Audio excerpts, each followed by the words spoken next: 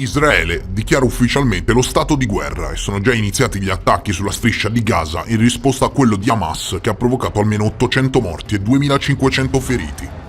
La notte israeliana è stata illuminata dalla batteria di missili palestinesi e da sirene che risuonano in tutta la città e oggi in questo video, a grande richiesta, vi spiegherò che cosa è successo. Dopo i missili lanciati da Gaza e le incursioni via terra delle forze di Hamas, non si placa la rappresaglia israeliana sulla striscia. Netanyahu, il primo ministro, riferisce pubblicamente che ridurranno in macerie i luoghi di Hamas e ha intimato i civili palestinesi ad andare via subito.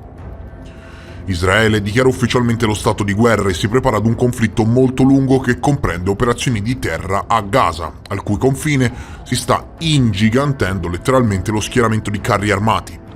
Il Consiglio di sicurezza del governo Netanyahu, a poche ore dall'attacco nemico, ha evocato una campagna di irruenza e un'ampiezza mai viste finora. Ma qual è la vera potenza di Israele?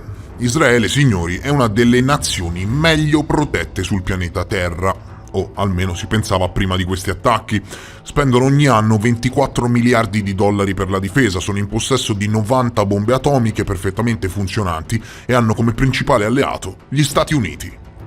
646.000 militari attivi, 473.000 riserve, 2.200 carri armati d'attacco, 10.275 mezzi corazzati, 310 veicoli tattici leggeri, 8.835 veicoli corazzati per trasporto truppe, 950 gruppi di artiglieria pesante, 300 lanciamissili, 32 aerei d'attacco, 241 jet militari da guerra, 23 velivoli militari per missioni speciali, 153 velivoli d'addestramento, 50 elicotteri d'attacco, 15 aerei da trasporto, 11 rifornitori aerei, 7 corvette, 5 sottomarini, 50 vascelli, 42 aeroporti militari e uno fra i servizi segreti più potenti al mondo, il Mossad. Insomma, signori, Israele, per quanto piccolo, è molto ben protetta e sta lavorando a sistemi laser di difesa missilistici insieme a Giappone e Stati Uniti. Piccola quanto armata, Israele si prepara a fare danni, ma cosa sta succedendo? Tel Aviv e Gerusalemme sembrano città fantasma, con la popolazione che ovviamente si è barricata in casa dopo la pioggia di razzi avvenuta sabato. Il paese sta letteralmente chiudendo, ok? Sta chiudendo. Le infrastrutture critiche stanno collassando e le compagnie aeree, una dopo l'altra, stanno cancellando i voli. E secondo gli ultimi rapporti sono molti turisti, non solo italiani, che sono rimasti bloccati. Pensare che qualche giorno fa io ero proprio lì in Egitto al confine a sud-ovest con Israele. Immagina di trovarti in una situazione del genere, riesci a scappare all'aeroporto e lo trovi chiuso. Cosa proveresti? Panico e terrore, ecco cosa stanno provando le persone, ma la domanda è una, ok? Una semplice domanda. Com'è stato possibile che il Mossad, che collabora notoriamente con la CIA, si sia fatto cogliere impreparato? Volete dirmi che nessuno sapeva che le forze di Hamas stavano preparando questo attacco? Sembra un po' improbabile, non trovate? Che li abbiano lasciati fare così da avere poi un netto pretesto per un forte controattacco? Cosa sta succedendo? E quali sono i pericoli correlati alle ingerenze esterne? Situazione molto delicata, signori, e tra poco sentirete parlare un diretto interessato. Alle migliaia di razzi e missili lanciati da Hamas su Israele, Tel Aviv ha risposto con massicci attacchi aerei sulla striscia di Gaza, con droni e colpi di artiglieria. Un attacco israeliano ha distrutto un grattacielo nel centro di Gaza City, la Palestine Tower di 14 piani, sede degli uffici collegati ad Hamas e alla Jihad islamica, ma però ospitava anche decine di famiglie e civili che hanno avuto solo 10 minuti di tempo di preavviso per evacuare. Nel corso della giornata di sabato, le violenze si sono estese, anche se in misura molto minore, alla Cisgiordania, e l'estensione del conflitto è solo all'inizio. Il primo ministro Benjamin Netanyahu ha dichiarato che il paese è in guerra, a tutti gli effetti, e ha mobilitato migliaia di riservisti. In un discorso alla nazione, Netanyahu ha giurato di usare tutta la potenza a disposizione di Israele per distruggere le capacità di Hamas, definendo gli eventi accaduti come qualcosa di mai visto prima in Israele. Ha promesso e assicurato che non accadrà mai più, ma ha detto però che il prezzo da pagare sarà pesante.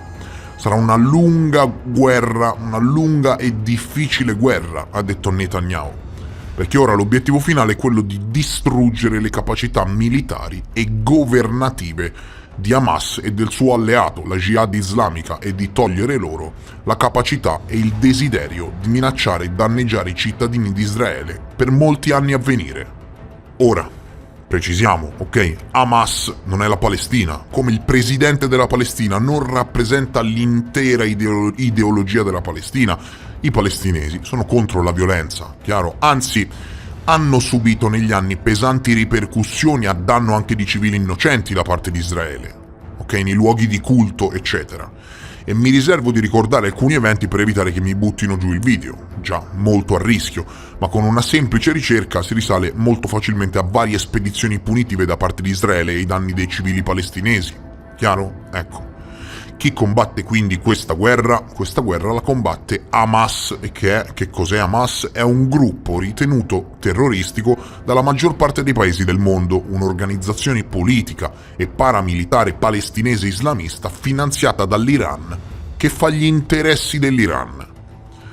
Dai servizi segreti in queste ore è emerso infatti che ad approvare apertamente, pubblicamente, l'attacco di Hamas è stato proprio l'Iran, e a questo punto parliamo letteralmente di una guerra ombra fra Israele e Iran. Chi sono gli alleati di Israele? Chi sono gli alleati dell'Iran? Qui il territorio scotta, no? Gli alleati dell'Iran sono i russi e i cinesi, e il principale alleato di Israele, diciamo, possiamo dire, dai, che è la NATO, ok?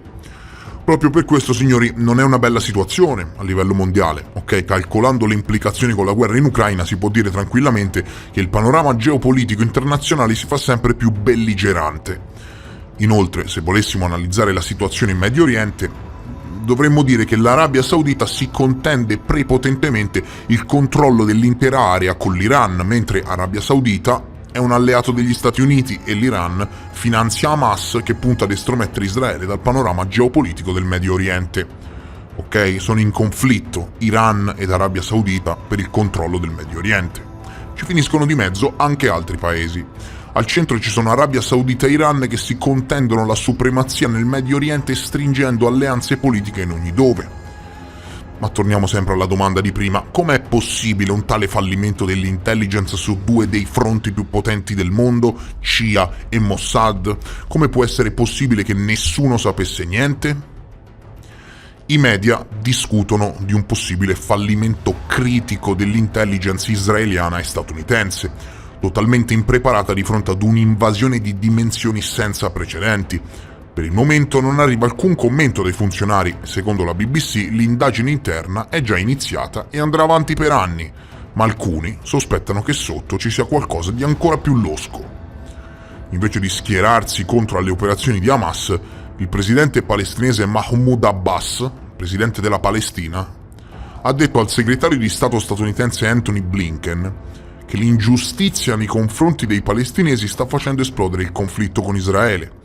In una telefonata Abbas ha anche detto che l'escalation in corso è dovuta alle pratiche dei colonialisti e delle forze di occupazione israeliana, nonché all'aggressione contro i luoghi sacri dell'Islam e della cristianità. Questa non è una guerra che sia aperta su di un solo fronte, ok? La verità è questa: un colpo a Israele e l'altro ai sauditi. Chiaro? Tutti i paesi e i gruppi paramilitari legati all'Iran in Medio Oriente hanno letteralmente festeggiato. Avete capito bene? Non ci sono movimenti nell'ombra, né segreti o complotti. Queste conclusioni non sono date da me, ok? Sia chiaro. L'Iran sostiene apertamente l'assalto armato ad Hamas contro Israele e i suoi alleati e invoca l'insurrezione di tutto l'asse filo-iraniano. Ieri sera in piazza Palestina a Teheran, in Iran, fedeli della Repubblica Islamica festeggiavano la mattanza in Israele con i fuochi d'artificio addirittura, ok? In Libano i miliziani di Hezbollah, il gruppo paramilitare libanese filo-iraniano, sventolavano le bandiere gialle in segno di vittoria. A Beirut, in alcune città del sud, a Baghdad, le milizie filo-iraniane di Hezbollah sfilavano in un corteo inneggiando alla liberazione della Palestina. Insomma, ci sono tutte queste situazioni complesse da quelle parti, ok? Questo perché vogliono prendere il sopravvento sugli alleati dei sauditi che stanno letteralmente sfidando la supremazia dell'Iran nell'ottenimento del potere assoluto in Medio Oriente. Ora, la mia domanda è questa: il conflitto si allargherà? Perché data l'apertura mediatica dell'Iran che ammette pubblicamente di aver sostenuto personalmente l'attacco ad Hamas, non è forse possibile che gli alleati di Israele attacchino l'Iran? A quel punto succederebbe una guerra mondiale, perché l'alleato di Israele è la Russia e perché quello degli americani è l'Arabia Saudita e così via. La domanda è semplice: in che misura può peggiorare questo conflitto? Sabato sera a Istanbul, in Turchia, si è svolta una manifestazione di sostegno ad Hamas. I funzionari governativi turchi però hanno espresso neutralità formale, esprimendo profonda preoccupazione per la violenza ma astenendosi dal condannare l'attacco. In giro per il mondo l'opinione pubblica è divisa fra chi pensa che l'escalation sia stata innescata da anni di azioni irruente da parte di Israele in Palestina e da chi invece condanna a priori i gruppi estremisti palestinesi. La situazione è molto delicata e visto che gli Stati Uniti non vogliono gettare benzina sul fuoco, hanno già annunciato aiuti militari e armi a Israele che non faranno altro che infuocare il conflitto. L'Arabia Saudita ha fatto una dichiarazione relativamente discreta, invitando a fermare la violenza, ma però ha affermato che le azioni di Hamas sono il risultato della continua occupazione e della privazione del popolo palestinese dei suoi diritti legittimi. E non sono i soli, i sauditi a pensarlo, perché dichiarazioni simili sono state fatte anche dal Kuwait, dall'Iraq, dal Qatar e dall'Oman. Ma qual è il motivo del conflitto? Ve lo siete mai chiesti quando sentite parlare di una guerra qualunque? Qual è il motivo? Perché combattono?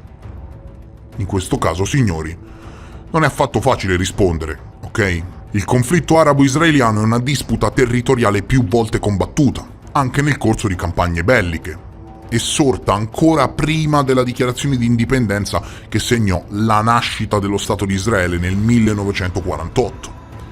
Ma si parla di molto tempo prima, di dispute che si appoggiano alle sacre scritture. Alla fine del XIX secolo le discriminazioni contro gli ebrei diedero il via ad una nuova presa di coscienza collettiva del popolo ebraico che portò al sionismo. Ne avrete sentito parlare, no? Il sionismo è un movimento politico-religioso il cui fine ultimo era quello di permettere agli ebrei sparsi in giro per il mondo di tornare a quella terra promessa annunciata nelle sacre scritture. Si parla dei Rothschild e della creazione di Israele, con il supporto degli inglesi. Nel 1917 arrivò una sorta di legittimazione politico-istituzionale, Il 2 novembre 1917 il ministro degli esteri inglese Arthur Balfour scrisse una lettera al barone Walter Rothschild, principale rappresentante della comunità ebraica britannica e leader sionista. Così che è nato Israele. La lettera impegnava il governo inglese a favorire la nascita di una nazione ebraica in Palestina, dentro in Palestina, alla fine della Prima Guerra Mondiale. E fu così che parte della Palestina fu occupata e si creò un nuovo Stato separato dall'attuale striscia di Gaza. Durante quegli anni gli ebrei giunsero in Palestina da ogni parte del mondo e acquistarono terreni dagli autoctoni, dai palestinesi. Le tensioni però si fecero crescenti e sempre più violente, ovviamente, no? Vieni a casa mia, no? Ecco. Ancora prima della nascita formale dello Stato di Israele, quei territori divennero una polveriera sul punto di esplodere e oggigiorno, grazie anche, ma ovviamente a tutta una serie di avvenimenti paralleli e non, siamo arrivati a questo, siamo arrivati ad una nuova guerra, la possiamo chiamare millenaria, nel panorama geopolitico internazionale. Addirittura, signori, l'AGI, riporta che durante il Consiglio di sicurezza delle Nazioni Unite non tutti hanno condannato Hamas, chiaro? Viene riportato che numerosi membri del Consiglio di sicurezza delle Nazioni Unite hanno condannato Hamas per il suo massiccio attacco contro Israele, ma gli Stati Uniti si sono rammaricati della mancanza di unanimità. Quindi non tutti erano d'accordo, chiaro? Questo può portare a destabilizzazioni interne nell'asse occidentale? E cosa accadrà adesso? Come si concluderà questo conflitto che va avanti dalla metà del 1800? Io, sentite, sapevo di avere una conoscenza diretta sul posto, ok? Un amico di famiglia, chiamiamolo così. Mi sono adoperato, questa persona risiede in Israele e fa un lavoro molto particolare, ok? A buon intenditor poche parole. Questa persona è attualmente in servizio attivo, parla fluentemente l'arabo e si è limitato a darmi una sua personale opinione senza entrare nel merito del suo lavoro, ok? Una persona che ha visto con i propri occhi quello che è successo lì nel corso degli ultimi, penso, 10 anni. Chiaro, 10 anni, non un mese. Ho svegliato un mio contatto sul posto con conoscenza diretta dei fatti e questi sono alcuni estratti della nostra conversazione. Ora no? Ma come si può? Il miglior servizio segreto del mondo, che c'è anche la CIA e nessuno se n'è accorto di questa invasione? C'è qualcosa sotto, è impossibile che non sapevano che Hamas stava per iniziare ad attaccare Israele. Buongiorno comunque. Il presidente ha detto a tutti i cittadini di Gaza di andare via perché distruggeranno tutto Gaza e questo tra un paio d'ore succederà. Il problema è che, come la penso io, che se intervengono gli Hezbollah sono esercito filo-libanese che viene, come si posso dire, che l'Iran appoggia e che sta appoggiando Hamas, giusto? A questo punto qui succede un casino, perché Israele e America attaccheranno l'Iran. Ragazzi, è questa la fine. Questo è il casino, questo è il problema. Vabbè dai, speriamo bene, è un casino ora. C'è Israele, ci sono altri paesi arabi, devi stare attento, devi solo sgombrare e togliere tutti questi terroristi che ci sono, che poi alla fine i palestinesi non c'entrano nulla. E via. Sì, hai ragione. Intanto la portaerei, la Henry Ford lì, Gerald Ford, si sta avvicinando alle coste. Giustamente la Turchia ha detto all'America non intervenite, perché te lo sai meglio di me, Israele è la base NATO centrale degli americani nel Mediterraneo, no? Ora l'Arabia Saudita avevano cominciato a avere dei rapporti finalmente con Israele. Il Qatar è quello che insieme a Oman, Libano e Iran che forniscono armi e supportano questi terroristi. Comunque è tutto un casino. Comunque Hamas sono dei terroristi, capito? Sono dei terroristi a liberazione della Palestina, perché la storia ci insegna che Arafat, che faceva parte, che aveva organizzato e aveva creato OLP, Organizzazione della Liberazione della Palestina, come posso dire, ci fu il trattato di Camp David, famosissimo, tra l'OLP, che era Arafat, Carter e un altro dell'Israele, e fecero giustamente questi patti, però poi man mano si sono organizzati gli Hezbollah con l'Hamas, e tu hai un casino, una storia infinita di 6.000 anni, e te lo sai meglio di me, non ci sarà mai pace lì. Ora speriamo bene, però stanno distruggendo Gaza, ma... E comunque tutto il casino, eccetera, e Israele con l'Iran, perché l'Iran tipo di appoggio 100% a Hamas, no? Ora, Israele si odiano con l'Iran, gli americani non può vedere l'Iran, gli Hezbollah, che sono un esercito che viene finanziato dall'Iran e appoggiano i terroristi, e se questi viene fuori sarà veramente un bombardamento Israele-Iran. Spero di aver dato il mio piccolo e umile contributo. Se pensi che ne valga la pena ti chiedo solo di lasciare un like di supporto e se ti interessi ai temi che affronto, iscriviti al canale. Molto semplice. Vi voglio bene, vi ringrazio per essere stati con me e vi rimando come sempre al prossimo episodio. Adieu!